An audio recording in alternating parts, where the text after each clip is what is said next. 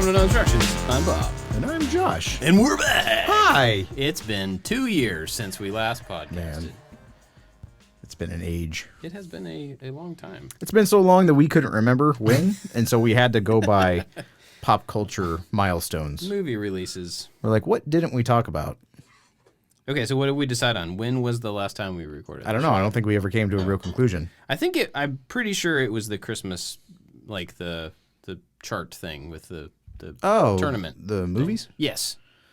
Whew. I think. I mean, I'll look it up. I don't know. Are people still subscribed?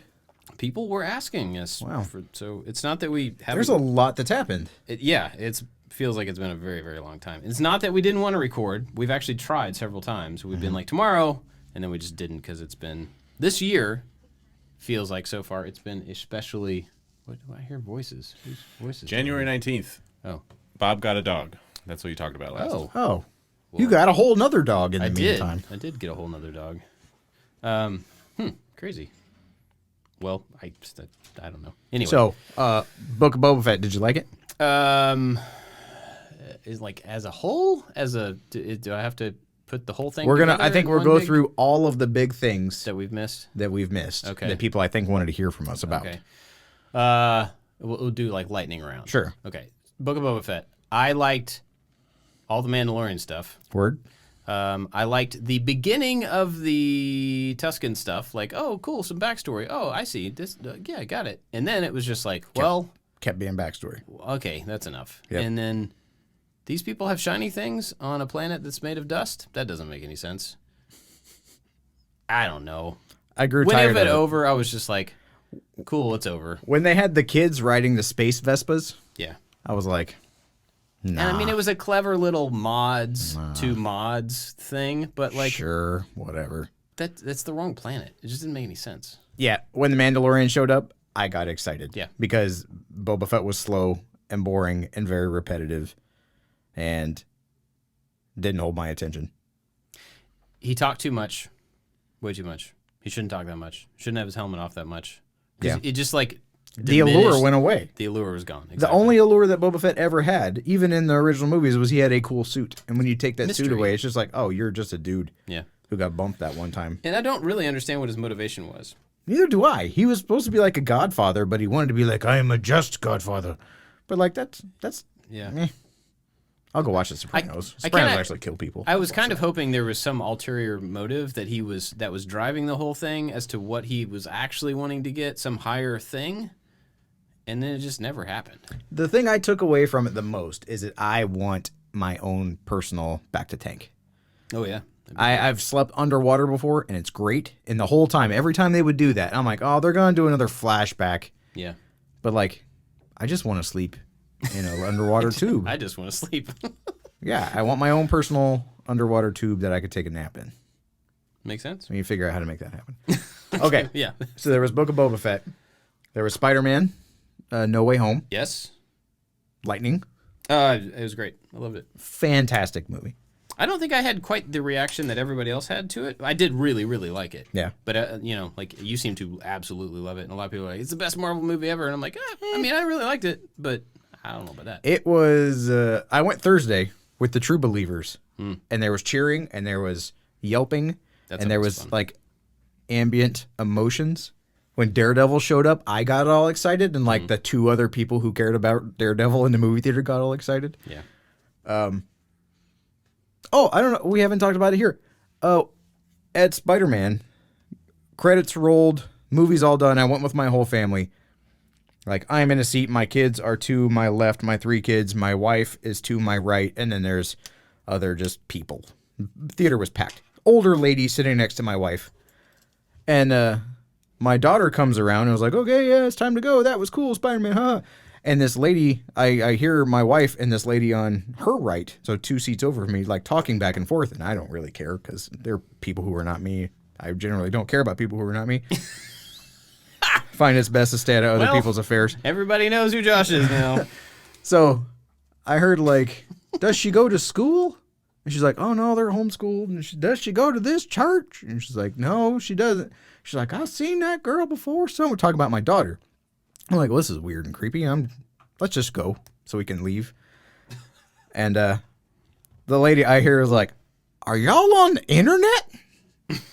I'm like, "Oh God, what's happening?" And this older lady calls up her like 6-member deep family. That is them from the internet. And my wife's like, "Oh yeah, this is Joy." And I have my I like to make stuff hat on because I'm a dum-dum who that's like the only hat apparently I wear. And I am indistinguishable without my hat. But when I put the hat on, it's like a cape. She's like, "It is you guys from the internet." I'm like, okay, this is weird.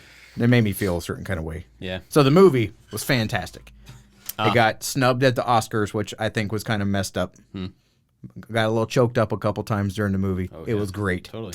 Whole range of emotions. It was funny. It was sad. It was action-packed. It answered what everybody wanted answered. 5 stars. Yeah.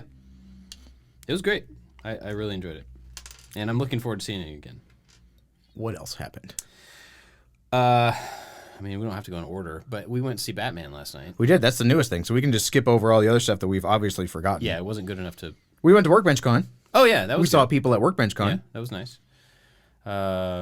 We hired a new person. Yes, she's in the room with us. Megan's on the couch over there. Yeah, watching us. Just staring at us. She told me to put, if you're watching, that plant right there in that location is all her. So Megan joined the team, job. 2 weeks? This is her second week? Second week. And she's running our marketing. She's doing all sorts of stuff. Fits right in. And so our team is growing, which is super cool. That was a big change. She went to WorkbenchCon with us and got to meet a bunch of people in the community. It was really cool. We got to see a lot of people. It was the first time being back in a large group of people in a very long time. Strange, but fine. It was okay. How did you do with that? So my experience at WorkbenchCon, for those people that I interacted with, I might have been a touch aloof. And I apologize. Aloof. When we got there, I was feeling kind of sick and gross. I didn't have the COVID, but I felt kind of gross. And then there was issues with the hotel about where we were staying. We bounced all back and forth. It was ridiculous. It was me. So I felt really nasty. And so the room full of huge people, I had zero desire to go into the room full of huge people because I felt kind of gross. And so I hung out in like the atrium. I was talking to Paul Jackman for a while. Ben from Wobi Design, I was talking to him. And then I slowly kind of like went back and started talking to everybody else. And like our little clique at WorkbenchCon, our little nerdy kid clique, was really good to talk to. But then we gave a class, and I was done with the class, and I was just kind of mentally done. I wanted a vacation, and that was really stupid and naive of me to think that a big event like that full of a bunch of people could be a vacation. Oh, and it was kind of a work trip, too. I mean, Yeah. And so, I don't know, I just kind of walked around and meandered all about with very little direction. I started talking to some people, started talking to some brands, and hooked up brands with other people. It was a good time. Yeah. It was weird to be with that many people. I think a lot of times in groups like that anyway, I would rather stay in a small group. You know, I would rather just be with a few people that I know or whatever. And so walking into a room that's really big, full of a couple hundred people, I immediately walk in and I'm looking for the small group. I'm looking for the people that I know here that I can immediately go to and just like be comfortable at that table with those people. I don't mind meeting other people, but I have that feeling of I just want to find my peeps, you know, and just go sit down. And so Your peeps. no peeps. Oh, God. And Shot a piece across the table. I walked into that room and just like didn't really see anybody that I knew. There were a lot of people at Workbenchcon that I did not know There were this a year. couple hundred people all together, and very, very few that I was able to recognize. And Yeah. maybe that's another reason why I'm like, well, I don't need to be in this room anymore, and just kind of walked around. Yeah.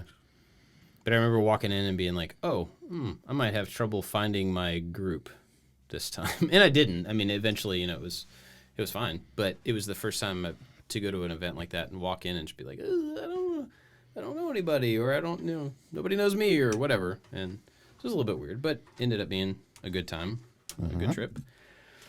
And let's see, what else? So we did WorkbenchCon. And people wanted to know, I guess there was a touch, not controversy is not the word, but at the end of WorkbenchCon, there was the closing ceremony thing. So WorkbenchCon was kind of crazy because there wasn't an MC, and so communication was not great. And so like when you got up to give your keynote, you just kind of like walked up on stage, and eventually somebody handed you a mic, and then when you were done, you could set that mic on the floor and just kind of walk off. That was a little weird. But Well, the closing ceremonies at the other ones have always been this like very uplifting, like go do good things, huzzah, like big like crescendo. Yeah, that's a good way. And we went into the, I don't know, like this bigger room with a stage that was erected. And there was this like crude brand of like a deer up on the thing. And people couldn't figure out what was going on. There were some people that were like sitting in some seats. Like there was going to be like a panel discussion, which is weird for a closing ceremony. Because again, usually it's like a motivational kind of speaking thing. And apparently it was a show or a pilot for a show called Pimp My Deer Camp, which was apparently a working title. I saw Pimp My Deer Camp and I saw the writing on the wall and decided to leave very quickly. And so Megan and Anthony and I went and got a beer and hung out in the lobby away from that. And then eventually we just saw big groups of people walking out with disappointed looks and laughing under their breath. And so I think the last day after that, when everybody was kind of hanging out, that was really fun. Yeah. I should have had more fun, but I decided just to walk around and like not care as much. Well, so that was on me. It's kind of a balance too. I mean, you were feeling bad for a lot of it, like physically feeling bad. But it's also a balance at an event like that to be engaged and also just like be a part of the event. There's a different thing to walk around and actively look for people to engage with, and or whether it's brands or just other creators or whatever. And there's that thing, and then there's also I just want to walk through a room and get from one place to another and not engage because I need a break in between the engagements. And I mean, you got to kind of balance that. And a lot of times when there's a lot of people or there's people that want to come find you or talk to you about something, you don't get to control your engagement as much. It's like you walk into a room and you get engaged whether you want to or not sometimes. So I guess with this one, I tried a lot more to control my own agenda because I knew that I wanted to have a little breakaway moment. I set my lip. Anthony and I talked about sneaking away and like just having some time just to kind of hang out, the two of us, because it had been really crazy busy around here. And so I just like looked around the area and I'm like, oh, there's a comic book store, which we can talk about that too if we want to. You guys just did cool stuff with that, man. And That's then no big deal. there was a Micro Center down the way, and we've been doing fine. Micro Center ads, and we've never actually been to a Micro Center. Yeah, that would have been cool. Thanks. I told you. You did not. I put it on the message. Anthony's shaking his head. Megan's making this no is another- hands. We're split 50-50 in the room. This is another interesting thing. So, like, we were, as a group, for people listening, we were there as a team, but all kind of spread out. Everybody, doing different things or whatever. But we're on Slack the entire time. So there's, like, Slack messages going around about who is where and who's doing what. But the reception was terrible. Yeah. So it was very laggy. It was in and out. And I would, like, not pay attention to messages for a while because I was doing other stuff. But, yeah, so I never got that one. No, but we took an Uber to the comic book store, and then we went to Micro Center, which was pretty neat. Yeah. I was very surprised at the Micro Center. I went in with Radio Shack vibes. That it was going to be a bigger Radio Shack. Right. Which it pretty much was, but what? So I was right. Well, what people wanted Radio Shack to do, instead of them just starting right. to sell Yeah. cell phones nonstop. Right. And it was packed with people. Like, That's surprising. yeah, there's like an entire aisle good, of like deep cut like graphics cards. You could build the gaming PC of your life on those 4 aisles. And there's an aisle of there's a whole section of like just like we talk about in the ads, like the RetroPie arcades that are pre-built. They had some Raspberry Pis. They had a bunch of LED stuff. So Radio Shacky components. Yeah. Or you can go over to the Apple section and buy a brand new MacBook. Or you can walk over to the Dell section and buy that, or all the components to build your own. And so we went in and got our free 128 micro. Yeah, they're not paying for this podcast. So Yeah. We got free stuff we claimed you could get free stuff, and I wanted to test You it. proved it. Yeah. I want to talk about comic books because this is something you like outside of the work stuff. You've been personally more excited about comic books lately, and you went to a comic book store. So That comic book store was sad. It did not have a lot of comic books. I was like, where's your Spider-Man section? And he was like, Spider who? it's in that box underneath the table. I was like, oh, okay. Do you have any of these? No. How about this guy? No. Those 3 racks of Archie comics right there are on sale. Apparently he said that they had just had some kind of big convention, and they took a whole bunch of their older stuff and took it to the convention. It was gone. But that didn't hold a lot of water for me because, again, they had no Spider-Man comics, which seems silly. They had some tabletop game stuff, so I got the kids a new game. Sean Joliger, a friend of mine from the Making Geeks podcast, recommended a game called Castle Panic. It's a cooperative game that you can play, and you have like a little castle that you build in the center of like a bullseye-shaped map with different rings, and then monsters progressively try to attack and destroy your castle, and you have to kill them. It's really cool. Kids super like it. So I recommend that game. But comic books, you've started collecting. Yeah. And you're spending money. Yeah. No, I don't know if Tiffany listens to this or not. I mean, I find them on the street. You thought about spending money, and then it turns out that a good friend just gave you a bunch. I'm a foster parent for comic books. I like that. So they needed a good home, and they were being mistreated elsewhere. Oh yeah. Well, I mean, you got to do the right thing. So you bring them back. That's right. We've talked about this on the podcast before. I don't know how, but randomly I found the Punisher War Machine series where Punisher took War Machine's armor. And I had the entire series, but I didn't find number 1. And every comic book store I go to, I try to find it, and no one had it. I found it on eBay, and it was $50. Ugh. I was like, I don't spend $50 on a single comic book. And then I looked at related ones, and one of the other ones I found was worth $60. And I had it. And I just thought it was just a book that I bought for like $6 somewhere. I'm like, oh, so there's a potential investment opportunity with comic books. This is news to the entire world. I don't know if anybody else found this, that comic books apparently have value and you can sell them. And so I got the complete War Machine series now, which felt really good. That's cool. As a, completionist. Yeah. Like it's done. And then I just kind of kept going. And I remember who I was talking. I think I was talking to my wife. When I was younger, I used to do taekwondo, and the lady down the street, I would get off the bus, she would drop me off, and then my parents would pick me up after work. So right across the hallway from my taekwondo dojo, or whatever it was called, was a comic book store. And I would go over there and just like read all the comics, and the guy had a little box with my name on it, and he would put all the Spider-Man stuff in it. And during that time, it was during the Clone Saga. Ooh. It's where there's Spider-Man, and there's Ben Reilly, who was a different kind of Spider-Man. And so I was all about it. I had a whole bunch of them, and for whatever reason, my non-clutter liking self, or we didn't move. I got rid of them and didn't really care less. Couldn't care less about getting rid of them. And now I kind of want them back. And of course, there's an entire series, there's an entire storyline, and I want to read the storyline again.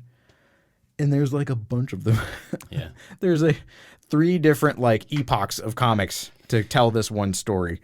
So we talked a little bit about this the other day, like offline, but the digital comic thing, do you think that's an option to be able to read them all? Like go the digital route and then just collect the printed ones of like your favorites, or, because I mean, you can that read would every make comic. Sense. You can read every comic ever made. Like, and I'm saying that because I have this exact same problem. I have the thing where like, I would love to have every Star Wars figure carded. That's stupid. Yeah. And there's no need for it. That's not stupid. It's awesome. But there's no reason to do that, and Sure. it would be insanely expensive. So the way I thought about it when I was like thinking about that type of toy collecting, like on the card, mint kind of thing, let me pick one, and I will spend money on one awesome figure, and then I'll get reproductions of the other ones because they look cool or whatever. So I have an Empire Strikes Back carded R2-D2. It is crispy. It is very, very nice. In a box, like in a case and stuff. And then any other, stuff that I buy, like old figures, I just buy the cheapest one that looks decent. Because then I get to have it, and it's cool to have. Yeah. But so you could kind of go that route where you just collect the printed ones of your favorite run or your favorite whatevers. And so I am doing that. Yeah. So I'm doing that in layers. So I'm not collecting comic books as a huge banner. Got it. It's not all Spider-Man comics. It is this particular storyline. But it's still a lot. Like it's multiple lines within that same cloned thing, right? Well, it got really stupid. Okay. So instead of going like Spider-Man 1 through 20, the first one was in Web of Spider-Man. The second one was Amazing Spider-Man. The third one was Spectacular Spider-Man. So they spread the story out over like 4 different lines of branded comic. And so part of it is the treasure hunt of it all. Yeah. Part of it is like the cohesive storyline, because I wanted to know that whole storyline again. And then there are a few in there. So my favorite Spider-Man character was the Scarlet Spider, Ben Reilly. And so this line, there is the very first Ben Reilly. And that comic is $150 to $200. Ooh. But I found it for far less than that. And so there is like the tentpole ones, like you're saying, that I want to get, the nice ones, because they're worth money. And the others are supporting characters just to kind of fill out the thing. So like some of them are $5 or $3 or whatever. And some of them I haven't even read. And some of them, the cover art looks way better than the story art. Yeah. So yes, I am trying to limit my infatuation. Mm-hmm. I started to go down the Daredevil, the whole too, because I wanted to, there's one that, what's his name? Brian? No, not Brian Cox. Who played Daredevil? Cox. His last name. Charlie Cox. Charlie Cox. I was talking about him being a Daredevil fan. And there was one where Peter Parker dressed up as Daredevil, and Matt Murdock had to cross-examine Daredevil in costume, like in court, because he was going to go to jail. So I was like, oh, that would be cool. I want that one. Yeah. So I like Daredevil and Spider-Man, and I have a lot of comics where they intertwine. And so I found that one. And I'm like, well, if I find that one, I kind of want to know what happened a little bit before and a little bit after. But I stopped. But the other day we were looking in here, and I think I went wrong when I created a checklist. If I create a checklist for anything, it becomes an infatuation just to check the things off the list. So I have in my notes app the Spider-Man comics that I need, and I strike through them to be done. That's it. It's just to be done. Okay. So, and for some reason, I mean, if one comic is $50, the whole story must be at least $10,000. I'm not going to do that. But no one out there needs the entire story. They need ones and twos to finish their story. Yeah. And so there's a flaw in my logic, but I'm going to keep pressing through to a point. So I'll encourage you in your spending in a bad way. So the other day, my oldest son, we were at the store, and he was like, hey, look at these Lego. There's like a new Lego set for the Mandalorian helmet and for this X-Wing helmet and this Dark Trooper. And I was like, oh, yeah, I have those at the house. He's like, what? They just came out. And I'm like, yeah, I pre-ordered them. I mean, they showed up. It's no big deal. And so, like, later on, I mean, because I love Lego stuff. And I look at... Every time I come to that shop, you have a new pile. Yeah, I mean, like, it's a thing that I want to... I don't know, whatever. So later on that night, we were at home, and we're sitting around talking, and he joked about, like, man, I wish, like, why don't you buy me some of that stuff? Like, you buy all these sets for yourself. And Jenny jumps in, and she was like, well, hang on a minute. A lot of people will go to Starbucks or wherever every day, and they buy a $5-6 thing of coffee, and that's part of how they start their morning, and they really enjoy it, and they whatever. Or people, go to the gym, and they do this thing. She's like, your dad likes to build Lego. And so instead of spending money on coffee every day, he buys a Lego set, and then he works on it at night when we're sitting down and talking. And she, like, totally stepped in for me and, like, justified this thing that I've never asked permission for or anything. It's just a thing that I do. And she was like, she understood why I like them and how it's kind of my hobby. It's a thing that I do to unwind at night. And so I guess the way I'm trying to encourage you is that you don't waste money on coffee drinks or other like, you don't throw away money towards things. And so as an adult who has worked for Megan's trying to slide underneath all the cameras, I think.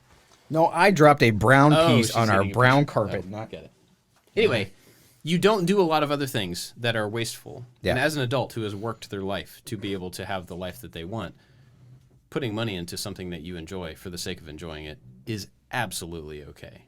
Yeah. That doesn't mean anything else should suffer because of it, but I think a lot of times as adults we're like, yeah, but I should put myself after this other thing, and I should put myself after this other thing. Yes, but also it's okay to put yourself like, I really want this thing, and I can afford it, and I'm not going to go in debt for it or anything like that. Yeah, and it's okay. I think that's okay.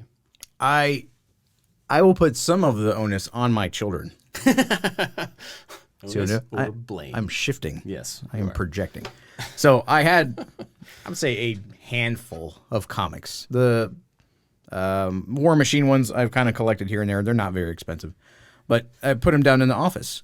And so if my kids go down into the office, they play with my Centurion toys that are old from 1986, and they read all my comics. And I'm like, just put them back. But I had no way to kind of keep them safe. They're just like in a stack in a little IKEA nook. And then one of them, like the cover got completely ripped off. I was like, I did not view them as a commodity. It was just something that I wanted to have and I wanted to read. Yeah. Some people like a lot of books. I like comic books. I think stories are cool. And I'm like, well, come on, guys. If you're going to like use my stuff, don't break it. Yeah. And then I looked at it and I'm like, they're never going to take care of these. If I got a comic book, I would usually take it out of the sleeve and just read it and just stack it up in a thing. That was my level of how to keep them precious. It was a story, not a commodity. Yeah. And so the more I found that they were ripping them up, I'm like, well, I need to keep these safe. And so I looked on Etsy and there's a bunch of laser cut like comic book boxes. And then you made a comic book box in video. I was like, well, I should just make a box and I'll just keep them in the box. I'm like, well, if I'm going to make a box, I need to label it because I'm me and I'm going to label the thing. I'm like, well, if I'm going to label it, then they all need to be uniform. So I guess I should buy some boards and some sleeves and just unify them all. And then when I started doing that, I'm like, probably make them out of gold. Well, if I have this one and that one, but not that one in the middle of that one, I wonder how much the one in the middle of that one is. I was like, oh, it's only like $5. I'm like, okay. Well, if I have that one and now I just bought the one in the middle of that one and that one. Yeah. Well, how many more of these are there? Oh, there's only like 12. 12 is a manageable number of something that costs like $5 over time. Yeah. And if it's a scavenger hunt kind of thing, I'm like, okay, this is actually kind of fun. Yeah. And then I like scrolled down on my like how many comics are there in the Clone Saga, and it just kept going. And so of the 12 or whatever, the first kind of chunk, I have like 3 of them left. And I'm like, yay. And then I found another random one I had back in the back. I'm like, well, where's this guy go? It goes the third like chapter down. Oh. I'm like, well, that's a big gap that apparently I need to close that gap. It's the Louisiana Purchase gap that I have. I've got all the 13 colonies are almost done. And then someone's like, hey, how about Oregon? I'm like, well, I think I've got Oregon. Oh, now you need to fill the rest of the country. Okay, crap. The treasure hunt thing is a lot of fun. And I think, you know, as someone who's collected toys most of my life, that is a big part of it. Having the thing is cool. Yeah. Finding the thing is really cool. I mean, I used to love, when I was single and, you know, in college, like me and a couple friends of mine who would go out and, you know, I've talked about this before, we'd go out at midnight to Walmart to find when the toys were being put on the shelves and get the hard to find stuff and all that. But we would also, like, challenge each other. I bet you can't find the gun from whatever toy, whatever. And it would be a lot of fun to just go on eBay and search for like 80s toy lots. And then look at these pictures where you have like a table just covered in random garbage from the 80s. And you're like, wait a minute, I know it's this kind of blue. It has this kind of shape on it. And you're like looking through all the pictures. And we actually found some stuff that way. Like expensive stuff that was just in a pile of other garbage. And I mean, it's fun. I don't know. Yeah, that was the Centurion toys. Like you got me one for Christmas. We were at Maker Faire. Somebody gave me one. So now I have to find all the little pieces to have a complete set. You're close, though, right? I'm missing a half of one little piece. Ooh. And trying to find the half of that. It's a 2-part piece that pivots. And so it's on a thing that mounts on his shoulder. And I can't find it. And I was feverishly looking for it for quite a while. And then the world got to me and my kids got to me and I just stopped kind of caring. And then they started playing with it. And I don't want those to be like a thing to put in a display case because they're fun to play with. Like, I want to play with them now. I want to 3D print stuff to attach to them now to make them cooler than they were. So those I don't want to like commemorize or put in a museum. Yeah. The comic books, though, once they rip the cover off that one, I'm like, okay. Yeah. I don't know what it looks like now. I don't know what the cover art is dope. Yeah. And that's also part of the allure is like, okay, I need to find Spectacular Spider-Man 396. It's some just random thing. But then as I find it, it's a surprise what it is. It's like if you were going to go into, like when Brady does the thing in the Royal Society, you pull out a card catalog. Oh, yeah. Then you go down and you discover it's some magical, like, amazing piece of history. Same thing, you put it in some just benign title. And there's some awesome cover with, like, Daredevil and Spider-Man, like, racing across the skyline. I'm like, well, that's awesome. Yeah. And then I buy it. Because I did.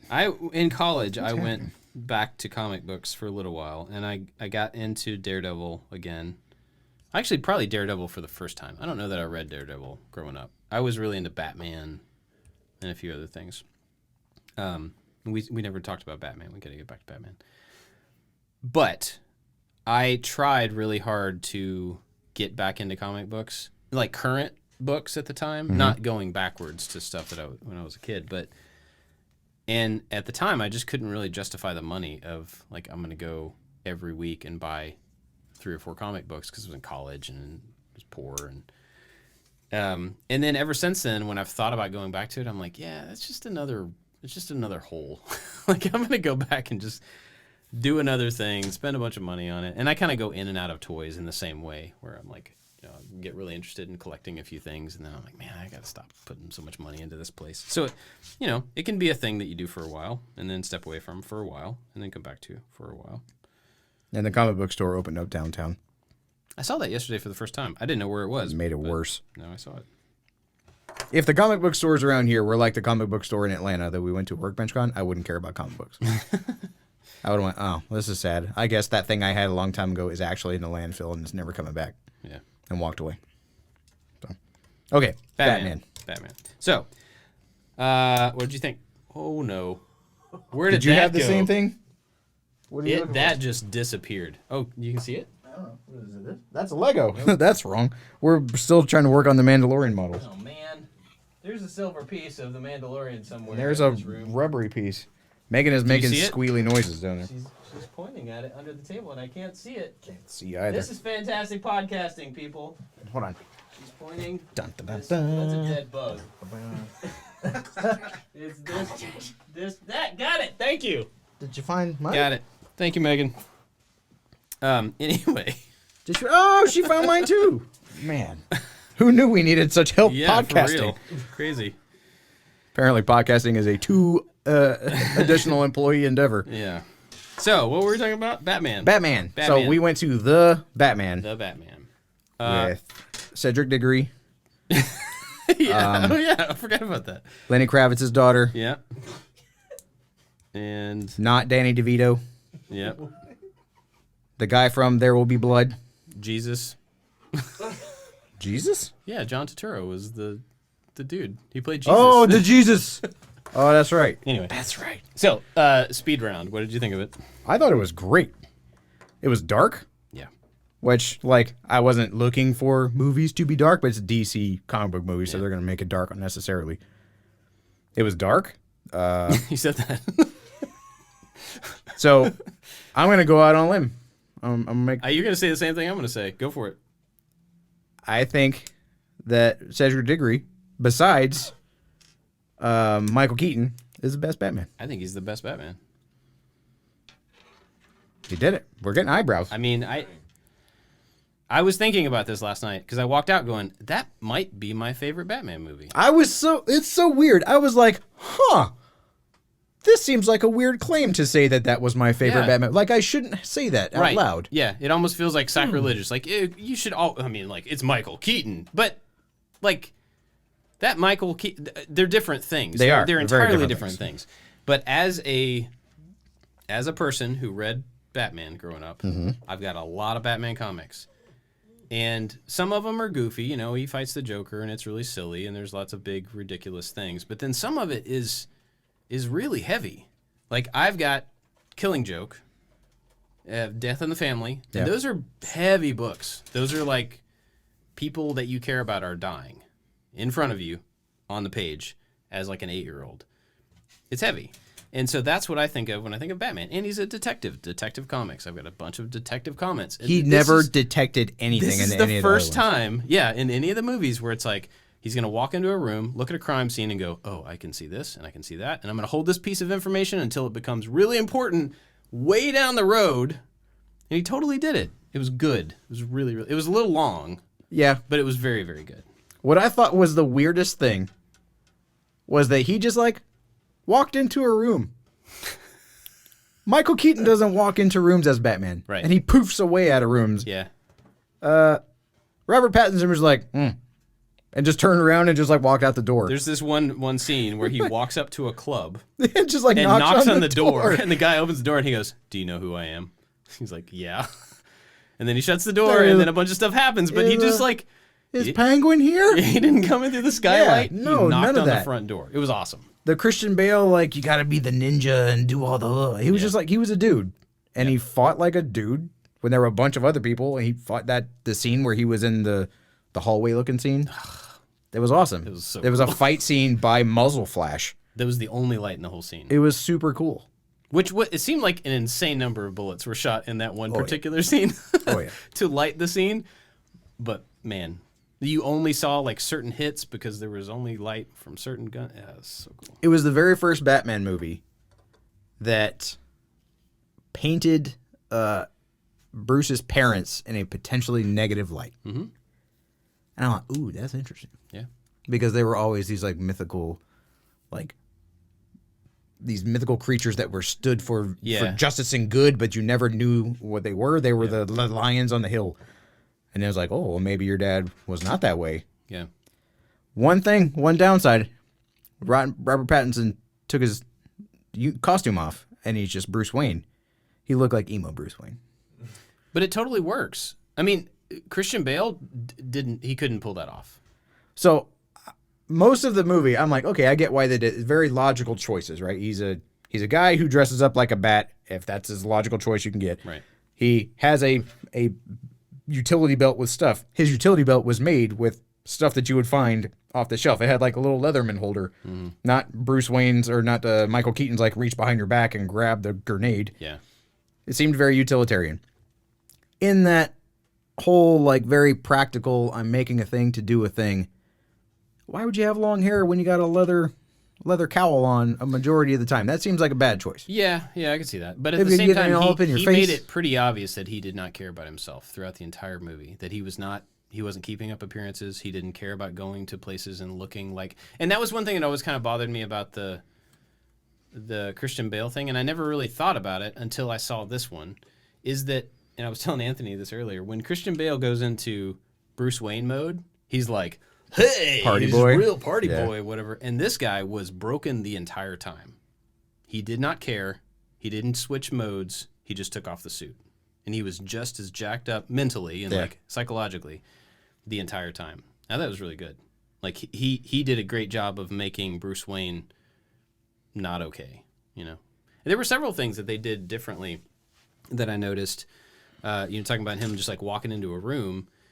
The fact that that Batman and Gordon had an almost like eye to eye. They're peers. Yeah. It was a peer relationship instead of I'm going to wait around until you tell me what to do. I'm going to turn on the signal and hope you show up. I mean, like, they were working together through most of it. I thought that was really cool.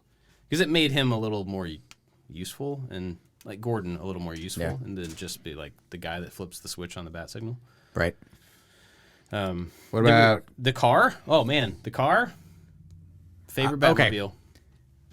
So it's my favorite Batmobile. The car has a jet engine in it, like Batmobiles do. Yeah. But this is the first time that it started up like a jet engine. With the whir. Yeah. So they had like an APU sound, and so when it like, I was like, oh boy, it got me all excited because that's how jet engines start. They don't just like kick on and spout flaming fire. I thought there were a lot of really nice callbacks to things, to previous Batman verses. There were certain times when you would see Batman and he would be like looking all ominous, and the way that they made his cowl look like he had those two really thin eyebrows, like Adam West. Adam West Batman. Yeah. I don't think that Alfred worked as much as they were hoping Alfred was going to work. But he was up against Sir Michael Caine. Yeah, that's kind of tough. Like, that kind of hurt. Yeah, the age difference between... Yeah, I didn't get that. It didn't quite work. He seemed like Alfred was a peer to his dad, and he kind of painted him in like a bodyguard type conversation at one point. He was like, I taught you how to fight. Yeah. And I was there to protect your dad. And so I was like, is he a butler? Yeah. Is he like I don't know, head of security? It was confusing. But all in all, like, really good movie, and I was surprised like you said, that I was able to walk out and go like, I think that might have been the best one. Yeah. The Dark Knight is one of my top 3 favorite movies, but not for Batman. Could have cared less that Batman was in that movie. Yeah. I think Batman was probably the worst character in that movie. We didn't have hockey pads. Like, that whole thing was dumb and unnecessary. Yeah. And it took me out of the moment as, like, insane and pure and crazy as Heath Ledger was in that movie, to be opposite Christian Bale in that movie, I don't think worked. Yeah. I think Robert Pattinson did a great job of being brooding and understated and just like tormented as Bruce Wayne. And Colin Farrell, talking about Colin Farrell as Penguin. Yeah. When I heard the Penguin was going to be in the movie, I'm like, Danny DeVito is Penguin. Danny DeVito was the perfect Penguin. Disgusting. It was gross. But perfect. It worked. It super worked. But he redid the Penguin into this like mobster kind of thing. Which they never addressed why he was called the Penguin. I thought that was kind of cool. He at certain like vantage points, his nose was very beaky. That when he was bound at his hands and his feet, they made him like waddle. Oh, I didn't. But that was like they didn't call him Penguin. He was called Penguin before, and I just thought that was a funny little thing that they tried to do. They left him with handcuffs around his feet and he had to waddle around. Together. That's awesome. But the whole time, I'm looking at this guy in makeup and a fat suit, and the act of like really hard, like Brooklyn gangster kind of accent, yelling and screaming, and nowhere did I see Colin Farrell. Yeah. It was insane. And I was trying really hard, and I didn't see it. And it was pretty great. And I didn't know if that was a good thing for him as an actor or a bad thing. I think it's a good thing. I think it would be a good thing for the makeup artist. I didn't know if it was a good or bad thing for him. Like, I don't know if you're going to get an Oscar for being unrecognizable. I mean, they're actors. They're I supposed guess. to be something that they're Sure. not. So, yeah, I could see that. But we had just watched, you and I were talking about it in the parking lot when we were leaving. I had just watched The House of Gucci with Lady Gaga and Adam Driver. And Jared Leto was in it. And they put him in like a chubbier fat suit, and he was bald, and his hair was all disheveled, and he was like the member of the family who was like the idiot outcast. And he had this Italian accent, and he did a fantastic job in that movie. But I could look at him, I'm like, oh, that's Jared Leto. Right. You could see it in the eyes and in the face, and like Tiff was like, what? No, that's not him. I'm like, it's him. He looks like it. And so I just watched that, and so I was trying to find Colin Farrell, couldn't find him. So it totally worked. I think the character worked. I think the storyline worked. The different mobster families earlier on in the movie was kind of confusing, but they hashed it out toward the end. Yeah, I got some of the names confused. Yeah. But it was great. Something else I was going to mention. Oh, yeah, one thing I liked about his Batman portrayal was that he didn't do the Christian Bale Batman voice. The growl. He didn't talk a lot at all, which works. But when he did talk, it was low and gravelly, but so was Bruce Wayne. I mean, he just was like this. He was just mopey, you know. And so at one point he was talking to somebody, and I was like, oh, aren't they going to realize that he just like sounds just like Bruce Wayne, because he's not trying to hide it. But the fact that it stuck out that he wasn't trying to hide his voice stuck out to me, you know, and like it was important. I thought it was good. The one thing that this movie did that no other movie did, and I'm glad that they finally did it, was they showed him like putting on eyeshadow. Oh, yeah. Yeah. And he kept it on, because I imagine, like, watching my wife in the evening try to get rid of makeup, like, it's an ordeal to, like, wash your face, get rid of that. And he's, like, has to hurry up and be Batman real fast. So he was, like, splash it on his face. Yeah. And at the end of the night, you can't just, like, take a shower and, like, let the body wash take care of that. Like, you got to get little pad thingies and little alcohol-y wipes, and you got to have blackheads like crazy. It's in your T-zone. But, yeah, he just, like, walked around the house with his, like, raccoon face. Yeah. Because he was like, I ain't got time to wash this crap off. I'm just going to put this thing back on again. And I guess the answer to his long hair being all matted underneath this thing would be to shave his head. And they couldn't shave Robert Pattinson's head. I don't think they could do that. I think he's had a shaved head in some movie. But it doesn't mean they should have done that. I don't mean that, but cool. How long have we been talking? 45. All right, well, what else? Any other current events? Stuff's coming up. We got lots of current or upcoming Moon Knight. You excited about Moon Knight? I don't know anything about it, so I have no expectations. I'm excited. I don't know anything about the character, but I'm excited about the things I've heard one of the things that they didn't show all of, I think it was this show. I might be thinking of something else. They didn't show all of the first episode at the screening. No, there's Robert Pattinson with his head shaved. Good job, Anthony. Oh, and there's him with like a, what was that? I don't know what was happening in the back of his head. We're going to ignore that. I might be thinking of something else, but I was thinking it was about Moon Knight, where they didn't show all of the first episode because they didn't want to give away a pretty significant story point. But it may not have been Moon Knight, now that I'm thinking about it. Anyway, I'm pretty excited about it. It looks like something very different. So, I saw the trailer yesterday for Miss Marvel. Oh, yeah. It looked like it had elements of, was it the Robots versus the Mitchells? Oh, Mitchell's versus the Machines? Yeah. Like it was live action with like comic booky, cartoony stuff splashed in. I don't know if that was just for the trailer, if that's going to be a thing. I think her character is like she draws comics. Okay. I believe. I don't know much about her, but that's what I got from something. But that one feels like that's probably made for younger people. That show is, which is fine. But I think I'm excited about like Moon Knight because it seems like it's not. It seems like it's made not like Batman. Like I got home last night and the kids were like, "Yeah, can we go see Batman?" I'm like, "Nope." Yeah, so my son asked me that same thing. I'm like, "Oh no, you don't want to see that." I said honestly, I don't think you would enjoy it. It was kind of slow. It was long. It was kind of long and moved along through a bunch of people getting murdered and was just like moving from one thing to another. And they were just kind of like, "Oh, yeah, that doesn't sound great." It's heavy. Yeah, Moon Knight's coming up. Doctor Strange. In the it's multiverse of madness. Yeah, that's in May. That's like right around the corner. I'm still scared. We'll probably record one time between them.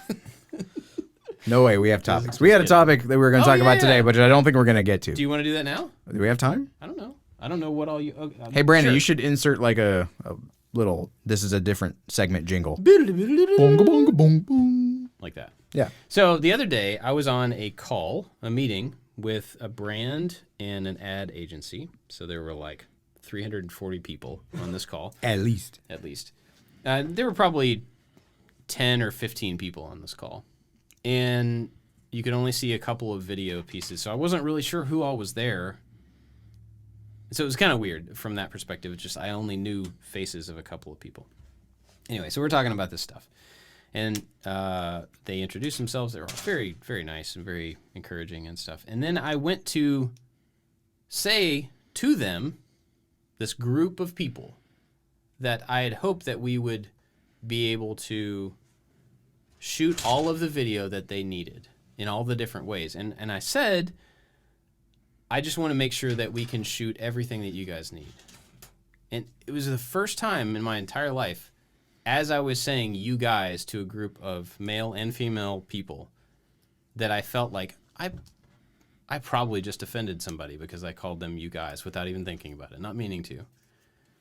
And nobody said anything. It was totally fine. But I felt that in the moment, and I was like, oh, I don't want to make anybody mad. That wasn't, And then so, like, as I continued on the conversation, I just tried to say you all and whatever.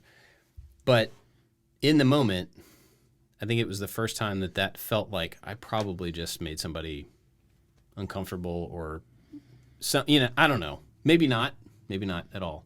But anyway, I told you this, and you had something similar? Yeah, I think first to answer that point, or not to answer it, because I'm not going to answer it, we have a lady. We can get a lady's opinion. We can, yeah. Resident lady. Mm-hmm. Is that... No one can hear you, so I'm going to relay what you say. Okay. Is that a thing, that if you were in a mixed group of people, would you take offense to that? Because I'm like Bob, I'm kind of hyper vigilant nowadays to things like this, especially because now we have a female employee. Yeah. So we don't want to use very gender specific phrases all the time to be like exclusionary. So is that, are we making more out of it than we should? Both. I think it depends on the context. Okay. She says both. Depends on the context. Can you give an example? Were you wearing a Hulk Hogan type shirt at the time? Conversation, you're like, you guys would understand this, then that would definitely be... Do you use you guys? I use y'all. Oh, she uses y'all and not you guys. Okay. So I have tried to use more feminine based, just benign things. Between us gals, I've tried to say more to try to mix it up a bit because it's just as random as you guys. Just to make a point. But, I don't know. It's something, I mean, I don't think it's a bad thing. Right. Because I think that there could be members of a community that would go like, and this is what's wrong with the world. You should be able to say what you want to say. Blah, blah, blah. Yeah. So I think the idea that you're taking other people's emotions and things into consideration when you speak is a healthy human behavior. That's my hot take. Yeah. I would hope so. For anybody. But the thing that I was confronted with was my middle son, who is 7, is the sweetest boy in the whole wide world. I was reading him a book about monster trucks the other day. And I was like, I wonder if there's like a monster truck rally around here anytime. Because I took my older son when he was about that age. And I hopped on Ticketmaster. The next day, Monster Jam coming to Louisville. And he's sitting there with me. He's like, what is Monster Jam? I'm like, monster trucks. Doing backflips. Jumping like 4 stories in the air. And it's loud. It's crazy. I'm like, we got to go to this. So he was all excited and he's all hyped. The rest of my family is sick. So me and middle kid, like, we're getting ready to go. And I'm like, oh, it's kind of cold outside. You should go get your jacket. And his jacket's upstairs and he doesn't want to go upstairs. And so my daughter, who is a year younger than him, was like, oh, you can wear my jacket. It's right there. And it's big and comfortable. And it's bright pink. The entire thing is bright pink. He's like, okay, thanks. Like, that was super nice of you to offer my jacket. So he, like, throws on her big bright pink jacket. My blonde-haired boy. And I'm like, you gonna wear a bright pink jacket out in public? I'm like, why do you care what color jacket he wears? I was like, oh, you're going to a monster truck rally. You're gonna wear a bright pink jacket to a monster truck rally? I was like, okay. I don't care. I don't care what color this jacket is. But part of me wants to really care what color this jacket is. I'm like, you sure? I'm like, your jacket's upstairs. She's like, oh, that's fine. She's being really nice to me. And that was the thing is he didn't really explain it. And so like we went to dinner. And I'm hyper vigilant now of everybody that my son like walks past him. And so I'm like, I don't care. I don't care what my kids are perceived as. I know how amazing they are, and I will stick up for them in a moment's notice. So I am immediately imprinting on anybody that wants to like side eye or like say, like I'm prepared to punch someone in the face because of this pink jacket. And so I'm building this up to like stand on the hill and defend my kid in his pink jacket because I love them no matter what. And so I'm like in my head having this crazy battle about don't care. It doesn't matter what color jacket he wears. Doesn't matter if he comes to me later in life and tells me that he wants to live his life his own way. I'm like, I would love my kid no matter what. Because I've been confronted with this. A family member confronted me a long time ago about like, well, what if your kid is gay? Are you going to let him live in your house? And this whole thing. And I'm like, this is ridiculous. But when presented with the like, yeah, I just want to wear a pink jacket outside. I'm like, well, that's a girl's jacket. I didn't say that. Yeah. I'm like, okay, let's see how this goes. And so the entire night, I'm like, if I was going somewhere and I feel it's 2022, I don't think people care, but we're in the South. And so people are going to say some stuff and I want to stick up for my kid because he doesn't care. He is cold. He put a jacket on, which is a win. Yeah. He put a jacket on. So like the entire evening, like I'm on edge and I want to punch someone in the face whenever they say something about my son's pink jacket. And no one did. And we had a decent time at the monster truck rally, which made me very uncomfortable. The monster truck rally? Yeah. Because you were on edge? A little bit. Maybe it was a little bit of that, but like the trailing edge of COVID being at a monster truck rally. Oh, yeah. And then he was kind of tired. And so before like the big finale when stuff gets crazy, he was like, can we go home? I'm like, yep, we can go home. We're going to beat traffic. I don't have to be around a whole bunch of people who are packed pretty tight in this arena that is indoors. I'm ready to punch someone because of this pink jacket. I'm like, sure, buddy, let's just get to getting. And so the whole time, this pink jacket thing was weighing on me. And they're like, no. Yeah. I was like, but no. I was like, but it's, And so I was having this weird dichotomy, but I don't know. That's where I was. And I had never been confronted with a situation where I was going to have to like stick up or act actively against gender norms when I think 1,000% of that was built up in my mind. Yeah. Because I asked him on the way home, I'm like, why did you want to wear your sister's pink jacket? He's like, well, she was being really nice to me. And by letting me wear her jacket, so I wore her jacket. I'm like, oh, so you just cared that she was caring to you. You don't, like, want to start wearing girls' clothes or anything. You just wanted to be nice to your sister. I'm like, right on, buddy. Yeah. Yeah. There's stuff like that in the moment, like, we can absolutely start focusing on something about us and miss the thing about them. Yeah, he's just super innocent. Yeah. And kind. And I don't know, like, my older son, I've had more grown up like this. I can kind of see who you're going to be as an adult moments. With my middle son, I haven't. He's always been just a sweet, innocent little kid. He's still pretty young. Yeah, I mean, he's 7. Yeah. And so for him, it was one of like first times where I'm like, oh, you're going to have to interact with the real world. And I'm going to have to interact with the real world with you. And I'm learning in this moment something that you're completely oblivious to. Yeah. So long story short, son wore a pink jacket. I didn't get to punch anybody though. Well, so to that, I mean, you know, I'm not trying to say anything negative about you having that defensive mechanism at all. But in reality, if you had been confronted by somebody, that would have been the absolute worst example to set for your child. Like, I understand the impulse. Yeah. But, you know, when we do think about the lasting stuff that we do in front of our kids, being able to, like, peacefully, like, de-escalate something in relation to them, like putting their safety and their, you know, all that stuff first, but not in a hyper-aggressive way. I cannot imagine... we were never in this situation in any way whatsoever, but I cannot imagine the difference as a kid looking at my dad, like, trying to diffuse something in regard to me versus acting like an animal and just, like, attacking a person on my behalf. I would be terrified of my dad. You know what I mean? Yeah. And that's just one of those things. Like, there's the us thing and there's the them thing. And, like, our job is to help them become better versions of us, you know? We're making adults. And, yeah, that would be a weird thing to actually be confronted with that. Like, how do I respond? Yeah. If something that would be very, very strange.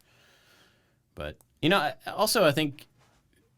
I hope generationally that we're all going to be responding based on the stuff that we were brought up with, which is what you're talking about. I mean, like, your response to a pink jacket is what you were brought up with. And, you know, when you look back at generations, we hope that each generation goes, well, I was brought up this way, but I can recognize that these parts of it were not the best. Yeah. And so I'm going to do my best. Or made no sense. Or, yeah, or like, we're not valid or whatever. And I'm going to do my best to just let go of the things that I can recognize as not good for the sake of letting my kid learn from that. And the kid's going to grow up with another set of stuff that they're going to have to do the same thing with as an adult. They're going to have to figure out which parts are still okay and which ones are not and which ones they should let go of. And, I mean, I hope that happens with every generation, you know? Right. And I guess that was maybe what I was most... not scared, but like nervous for, was that he completely did not care. Yeah. And then I cared based on like gender norms and tough guy things from my upbringing. Yeah. And if we were to go to, I think, any other place other than a monster truck rally, it might not have been so prevalent. Right. Or so forefront. Yeah. But there was no one cared. Yeah, you didn't have any kind of... No one cared. Yeah. That's good. And I don't know. And after the fact, I went, I should not care if they care. Because at the beginning, I was hyper vigilant on other people's potential reactions because I did not want him to feel bad. I didn't want other people to make him feel bad for his choices. Yeah. And when I say the face punching thing, I'm like, I will stick up for him to the bitter end, whatever it happened to be. Yeah.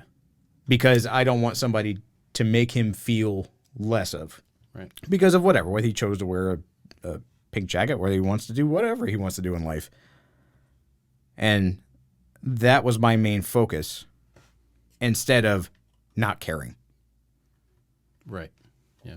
And then I went, generationally, I was like, is that the answer? Like, if the generation before me was against something, and if the generation below me doesn't recognize it exists, I was like, is it my place to not call attention to it? And just, because if I'm like, you know what, buddy, you wearing a pink jacket, is you do whatever you want to do. Mm-hmm. Like, if I brought it up, it would make it a thing. If I just ignored it like I did and just had this internal battle and could care less about the color of his jacket, then that generation below me doesn't understand that it's something to even consider. There's a line there that, let's make this an extra long episode since we haven't recorded in forever. So, I know you have to go. I have to leave. Can I go? Which button do we push? The red Which one. one? Red ones, plural? The record button, and then you hit stop on OBS. But I have engagements. We have a new producer now. So,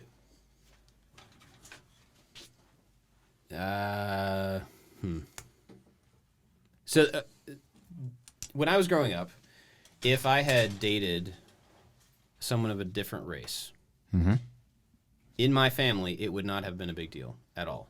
I never did. I didn't ever think about it. I mean, I dated the people I dated, and I didn't really, it wasn't a thing. But Which I know, is very progressive for your Southern family in the late 80s, early 90s. I guess so. I mean, I've never honestly thought of this place as that Southern, but whatever. But I know other people here, it would have been an issue for. Okay. So, in fact, I dated a girl in high school, a white girl, who we were joking one time. She knew one of the guys in Hootie and the Blowfish, and personally. And so she was joking around. She went to one of their shows. She lived in South Carolina. She went to one of their shows. And I joked with her about like, oh man, you better stay away from the lead singer guy. Like, you better not steal my girl. And her response was something to the fact of, oh, I would never go with him. He's black. And I was like, what? And it totally took me off guard because, like, I knew that was out there, but I didn't know it was her, for one. And it was, red flag number 1 of 3,000. But it really caught me off guard. So, fast forward till I have kids in the same place. One of my kids started dating somebody of a different race. Awesome. Great person. It was a good fit for a little while. Personality, it was not a great fit long term, but, whatever. And I was in that same position where I was like, I need to say something that's not like cautionary. That's not, don't do this. There's nothing wrong with it. I'm not trying to say that. But you need to understand that you will get pushback from people about this. It's wrong. The pushback is not valid. You don't have to listen to it.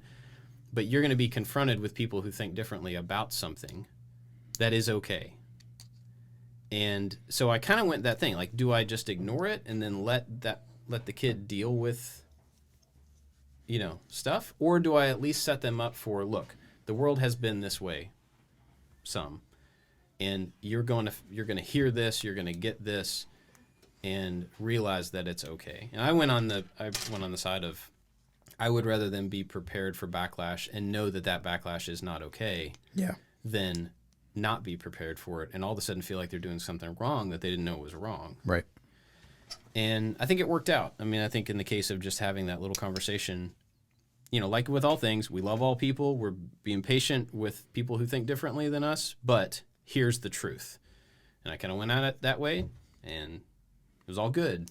And I think the stuff that they got from it because of it was easier for them to ignore than if they had just been caught off guard with Did it actually get stuff from a little bit, yeah. Not as much as it would have, when we were growing up. Yeah. See, but even living in the panhandle of Florida and the redneck Riviera, like, one of my best friends growing up was a black girl that I had known in the 4th grade. And, like, we're still friends now. And she started dating a friend of mine. Like, we never dated. And it wasn't that, like, we never dated because of some race thing. Like, we never dated because she was, like, a sister to me. And she started dating a friend of mine. And I don't know if she ever got pushback from her. Like, we never talked about it. And I gave her crap, not because he was a white guy, just because he was like a big dork. But I remember growing up, and I remember feeling really bad for her in particular, because people would say that she was the whitest black person that they knew. And she never like mentioned it, but we went to college together. And I remember thinking, I talked to her one time and she's like, crap like that doesn't bother me anymore. She's like, I have to be around all these white people all the time. But I remember thinking in that moment, like, that is a terrible thing to say to somebody. And it sucks to hear it so much that you wouldn't care about it anymore. And that's, I think, I mean, I don't ever want to speak for her, but I remember thinking in the moment, like, well, yeah, she acts differently than other people of her race. And so just because she acts differently, that makes her the whitest person. Like, I don't know what that meant. But I remember feeling really bad for her. But it never seemed to faze her externally. Right. But I think what you're talking about, like preparing your son, and your son is significantly older than my pink-jacketed middle son, like letting people know, like, this is something that you're going to be presented with. How do you feel about that? How do you feel about their potential backlash? I'm like, well, it's kind of dumb. It doesn't make any sense. Like, exactly, it doesn't make sense. And there's people in the world that have hang-ups that are based on nothing, but they're deep-rooted, and they're going to pass it down to their kids. So even though it doesn't make sense to you, that's because it wasn't passed down from my generations. That's not the same with every family. Yeah, right. And so there's going to be not just this particular instance of dating a girl, but a lot of things in life where people have deep-seated convictions that are only based on family lineage. And even then, it was probably really loosely tied anyway. Yeah. And I think you did. I actually would have done the exact same thing that you did. I would have prepared them because this is some backlash you're going to face. And it's based in nothing. Yeah, but right. Yeah. Ignorance and hate from a long time ago. But I think in general, I guess the reason I brought that up was to encourage, like, if something like that were to happen again with your kid, I think if you're around, that defense mechanism of I can stand up for you in the moment is one thing. That's our job, right? But if you're not around in a relationship or a school situation or whatever, I think I've leaned more on the let's have a conversation and prepare you for what might be, and set the ground rules as to, like, this is right, this is wrong. Take that knowledge with you as you go into whatever. Do you? I guess with my son, I mean, you've had more scenarios to have these conversations than I have. But I'll present my son with this. Like, we've had talk about drugs and alcohol. Not that he's been presented with drugs and alcohol, but he sees me having a beer, and he's like, "Why are you drinking a beer?" I'm like, because I want to drink a beer. And so then it opens, and he asked me later on, he's like, well, why do people drink alcohol if it's just going to make them act stupid? I'm like, that's a fine question. Yep. But I try to ask him a lot of questions and present him with scenarios. And I'm like, well, what do you, if I were to present you, like, we were tied to the drugs and alcohol conversation. I'm like, you're going to be somewhere in life where someone's going to try to get you to take drugs and drink alcohol. Well, I'm just going to say no. I'm like, okay, well, you say that now and hooray, because I'm your dad and blah, blah, blah. I'm like, but one day you're not. Or, I mean, that's up to you to make that decision. Like, here's my stance on it, but you're your own person, and you have to decide why. Because if it's just the say no to drugs mantra over and over and over and over and over again, that's only going to get so far. Yeah. Until you have to decide within your own construct why you choose not to do a thing. And then when you have, like, with an 11-year-old talking about alcohol, I'm like, you have no frame of reference. I was like, so don't be so hard-lined. Because, I mean, hooray. I hope that carries. But if it doesn't, you need to know why you don't do a thing. Right. And I try to be as honest as I can with my kids for that reason, so that they can know why they want to say no. And not so that someone who's louder than me in the moment wins just because their argument is louder. And I think back in the same situation with the people giving your son grief about his girlfriend, if that's the very first time that they're hearing something about it, having no backstory about why that thinking is wrong could be that very primal, like the very first time he hears, like, oh, is this wrong? Yeah. What I'm doing might be wrong. Is there something that is actually inherently dangerous or scary or whatever about what I'm choosing to do? And that influence is being cast by someone who is ignorant and not by someone who is based in love. Yeah. So I think absolutely preparing your kids, or not like running scenarios or trying some Right. weird like leaping out of the shadow or high, or hiring somebody with a mask just to see if your kids can defend themselves. Like, not that far. But Although, you can Venmo me, and but being a parent is insane. yeah. And this is one of those, like, the pink jacket thing is so stupid. But it was not stupid in the moment. And, like, I saw it on my wife's face, too. Like, she didn't know what to do. And she was caught off guard by the, like, why do you want to wear a pink jacket? I'm like, I honestly do not care. Yeah. Once I stopped and thought about it. And then, yeah, like you're saying, I rather than being like just a loving, kind of comforting person who's just going to go do a thing and not to bring attention to it, I was on edge as if I had to protect him against all of the misogynistic, like, buttholes of the world. I thought we're going to come out of the woodwork like zombies and attack my poor blonde-headed boyfriend wearing a pink jacket.